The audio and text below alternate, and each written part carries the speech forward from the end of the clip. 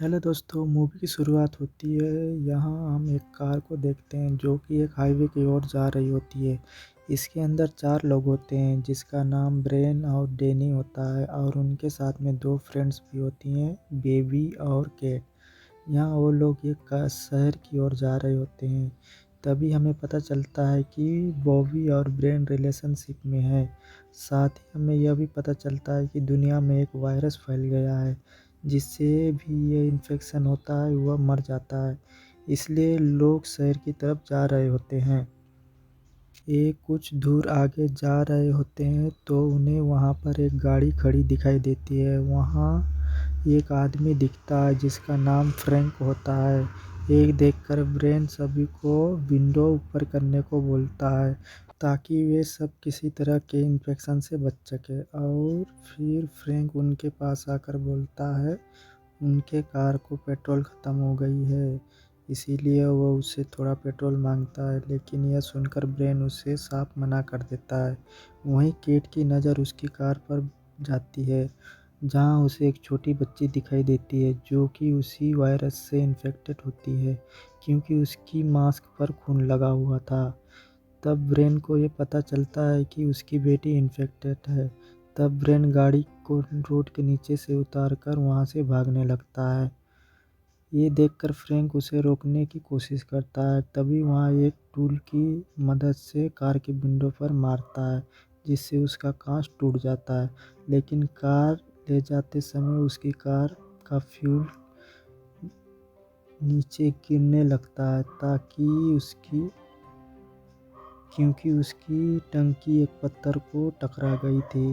अब इसी वजह से वे कुछ दूर जाने के बाद कार रुक जाती है। अब उन्हें मदद की ज़रूरत थी, इसलिए वे अपना सामान लेकर वापस फ्रैंक के पास आते हैं और आते समय सभी वायरस से बचने के लिए सभी अपना मास्क लगा लेते हैं ताकि ये सभी वायरस से इन्फेक्टेड ना हो। पर तभी हम देखते हैं कि फ्रैंक उन्हें दूर रहने को बोलता है।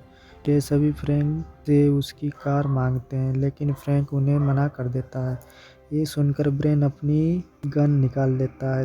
तभी फ्रैंक उनसे कहता है कि अपनी बेटी के लिए एक सीरम लेना है ताकि वह उसे वायरस से बचा सके। तभी डैनी को एक आइडिया आता है। इससे वे फ्रैंक को उसकी बेटी को पीछे बिठा देता है और एक पॉलीथीन की मदद से उसे ढक देता है। के बाद वे सभी लोग वहां से चल देते हैं। फिर उसके बाद डैनी अपनी कार में से एक बचपन की फ़ोटो लेता है और ये सब फिर वे वहाँ से चल पड़ते हैं। वे लोग आपस में बात करते जा रहे होते हैं कि तभी ब्रेन और बॉबी आपस में फ़ाइट करने लगते हैं जिससे ब्रेन कार को वहीं स्टॉप कर देता है। तभी वहाँ सड़क के किनारे एक कार दिखाई देती है। वे ये देखकर डैनी उस कार में से पेट्रोल लेने के लिए वहाँ जाता है। वह कार की चाबी निकालने के लिए डोर खोलता है तभी उसे एक आदमी दिखता है जो कि पूरी तरह से उस वायरस से इन्फेक्टेड था। उसका चेहरा देख डैनी बुरी तरह से घबरा जाता है। अगले ही सीन में हम देखते हैं अब रात काफ़ी हो जाती है जिससे वे सभी एक जगह रेस्ट करने के लिए रुक जाते हैं। इधर डैनी फ्रैंक को अपनी दोस्त ब्रेन के बारे में बता रहा होता है कि जब वे छोटे थे तब वे कैसे समुद्र के किनारे खेल रहे थे।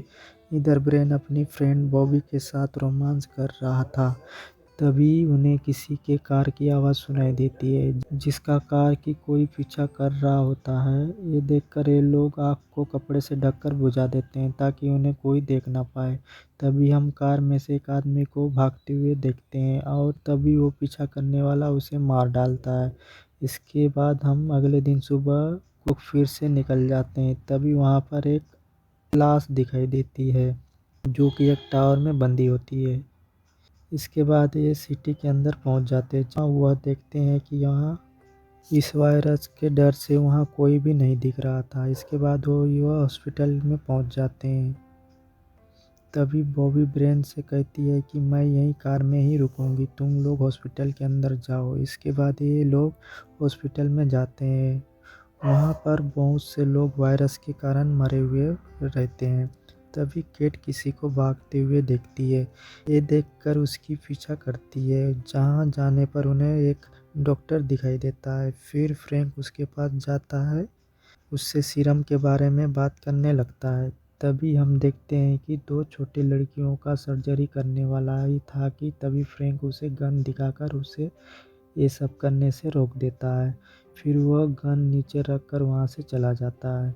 इधर हम देखते हैं कि बॉबी उसकी बच्ची के साथ कार में बात कर रही होती है कि तभी उसकी बच्ची को सांस लेने में तकलीफ होने लगती है, जिसे देखकर बॉबी उसे ऑक्सीजन सिलेंडर लगाने जा रही होती है कि तभी वो बच्ची को छू देती है और जिससे उसके कपड़े पर खून लग जाता है। ये सब देखकर वो काफ़ी घबरा जाती है और तभी वो सभी भी वहाँ आ जाते हैं, जिन्हें देखकर बॉबी अपने कपड़े को निकाल देती है ताकि ब्रेन उसे ना देख पाए। तभी फ्रैंक बच्ची को धीरे से चलने को बोलता है, लेकिन वो कुछ आगे जाकर वहीं गिर जाती है। फ्रैंक उसे अपने गोद में उठा लेता है और वहाँ से लेकर चला जाता है। इधर वो चारों भी वहाँ से चल पड़ते हैं। फिर वो अपनी कार को एक सड़क पर रोक देते हैं और उसे सैनिटाइज करने लगते हैं ताकि उन्हें कोई वायरस इन्फेक्शन ना हो सके। तभी हम बॉबी को देखते हैं कि जो कि वो खून लगे हुए कपड़ों को कार के नीचे फेंक देती है। इधर डैनी और केट पीछे कार को सैनिटाइज कर रहे होते हैं। तभी डैनी को वहाँ एक छोटी डॉल मिलती है जिसे वो फेंक देता है ताकि कार पूरी तरह से वायरस से क्लीन रहे। जाते हुए वे अपने कार को एक घर के सामने रोकते हैं। फिर वो उस घर के अंदर जाते हैं और उस घर के ओनर को बुलाते हैं, लेकिन वहाँ पर कोई नहीं होता। इधर बॉबी की तबीयत कुछ ठीक नहीं होती क्योंकि उसे अब वायरस का इन्फेक्शन होने लगा था। ये देखकर ब्रेन उससे पूछता है क्या हुआ। वो कहती है कुछ भी नहीं, मैं ठीक हूँ। फिर ब्रेन नीचे स्विमिंग पूल के पास जाता है। तभी उसे उस पर पूल में कुछ दिखाई देता है। ये देखकर वो एक डंडे से उसे उसमें चेक करने लगता है। तभी उसे उसमें एक लाश दिखती है जो कि उस वायरस से इन्फेक्टेड होकर मर गया था, जिसे देखकर वह डर जाता है और उसमें गिरने वाला ही होता है कि तभी डैनी आकर उसे बचा लेता है। इधर हम अगले सीन में बॉबी को हम एक मिनी कार चलाते हुए देखते हैं जिससे वो मस्ती कर रही होती है और तभी वे मिनी कार पलट जाती है, लेकिन उसे चोट नहीं आती। फिर उसके बाद वे लोग हॉकी से खेलने लगते हैं जिससे वे उस घर की सारी कांचें तोड़ देते हैं। बाद में हम देखते हैं कि बॉबी भी अपने पेरेंट को बात करने के लिए कॉल लगाना चाहती थी, लेकिन वहाँ रखे सभी फ़ोन खराब थे। इधर डैनी और केट बातें ही करते हुए जा रहे थे। तभी उन्हें कोई दिखाई देता है जिसे देखकर वो वहाँ से भागने लगते हैं। उसके बाद वे एक कमरे में छुप जाते हैं जहाँ पकड़े जाते हैं। इधर ब्रेन नीचे रखी हुई बोतल से ड्रिंक करने लगता है। फिर वे घर की तरफ जाता है। फिर उसे भी वो आदमी दिखता है जिसे देखकर वो छुप जाता है। फिर जैसे ही वो आदमी उसके पास आता है, फिर ब्रेन उस पर हमला कर देता है, लेकिन तभी वहाँ बहुत सारे लोग आ जाते हैं और वो लोग डैनी, केट और बॉबी को बंदी बनाकर वहाँ ले आते हैं। फिर वो आदमी ब्रेन को मारने लगता है। तभी वो आदमी उस स्विमिंग पूल में मरे हुए आदमी के बारे में पूछते हैं, पर डैनी कहता है वह भी उसी वायरस के कारण मरा है। फिर लोग डैनी और ब्रेन को उस जगह से जाने के लिए कहते हैं और बोलते हैं कि ये दोनों लड़कियां यहीं पर रुकेंगी, जिसके बाद वे लोग उन लड़कियों को अपने कपड़े उतारने को कहते हैं। और ये देखकर डैनी और ब्रेन कुछ भी नहीं कर सकते थे क्योंकि वे सब बंदूक के नोक पर थे। लेकिन जैसे ही बॉबी और केट अपने कपड़े उतारते हैं, उन्हें देखकर वे लोग को पता चल जाता है कि ये सब वायरस से इन्फेक्टेड है क्योंकि उनकी बॉडी लाल हो चुकी थी, जिससे वे मास्क पहने हुए लोग काफ़ी डर जाते हैं और उन्हें छोड़ देते हैं। इसके बाद वे चारों वहाँ से चल देते हैं, जिसके बाद वे रास्ते में डैनी और ब्रेन बॉबी और केट पर गुस्सा होते हैं क्योंकि उन दोनों ने उसे इस वायरस इन्फेक्शन के बारे में नहीं बताया था। फिर थोड़ी दूर जाने के बाद डैनी कार को रोक देता है। बॉबी और ब्रेन को गुस्सा होकर कार में उतरने को बोलता है, लेकिन वो बाहर नहीं निकलती। ये देखकर ब्रेन बॉबी को कार से खींचकर बाहर निकाल देता है और उसका सामान भी फेंक देता है और उसे कहता है मैंने तुमसे कहा था कि तुम उस छोटी लड़की के पास मत जाना, लेकिन तुमने मेरी बात नहीं मानी और हम सबकी जान खतरे में डाल दी। इसके बाद बॉबी का सामान और उसके खाने के लिए कुछ छोड़ देता है और फिर वे सब आगे बढ़ जाते हैं। आगे थोड़ी दूर आगे जाने के बाद डैनी नोटिस करता है कि कार में फ्यूल खत्म होने वाला है। तभी वो देखता है कि सामने एक कार आ रही है। फिर वह अपनी गाड़ी को सड़क के बीचों बीच खड़ी कर देता है ताकि वो कार वाले वहाँ रुक सके। फिर वो सामने से आ रही कार को हम रोकते हुए देखते हैं। इसमें दो बूढ़ी औरत बैठी होती हैं। फिर डैनी कार से उतरकर उन बूढ़ी औरतों से बात करता है। उनसे कहता है कि हमारी कार का फ्यूल खत्म हो गया है, थोड़ी फ्यूल देकर हमारी मदद करें। लेकिन वो औरत उन्हें देखकर वहाँ से डर जाती हैं और वहाँ कार रिवर्स करने लगती हैं। ये देखकर ब्रेन काफ़ी गुस्सा हो जाता है और अपनी कार से उतरकर अपने गन चलाने लगता है, जिससे एक औरत वहीं मर जाती है। फिर वो दूसरी औरत को गन दिखाकर कार उतरने को कहता है, लेकिन उस बूढ़ी औरत के पास भी एक गन थी और वो कार से उतरते ही ब्रेन के पैर पर गोली शूट कर देती है, जिसकी वजह से ब्रेन गुस्से में आ जाता है और उस बूढ़ी औरत को वहीं मार देता है। इस दौरान डैनी उसे रोकने की बहुत कोशिश करता है, लेकिन ब्रेन उसकी एक भी नहीं सुनता क्योंकि ब्रेन काफ़ी गुस्से में था। इससे अब उन दोनों के बीच झगड़ा हो जाता है, लेकिन ये झगड़ा ज़्यादा देर तक नहीं चलता। फिर वे दोनों शांत हो जाते हैं क्योंकि जो होना था अब वो बहुत हो चुका था। जैसा कि हम देखते हैं, ब्रेन के पैर में गोली लगी थी, जिसकी वजह से उसे बहुत दर्द हो रहा था। फिर डैनी उसे कार में बिठाकर थोड़ी दूर जाता है।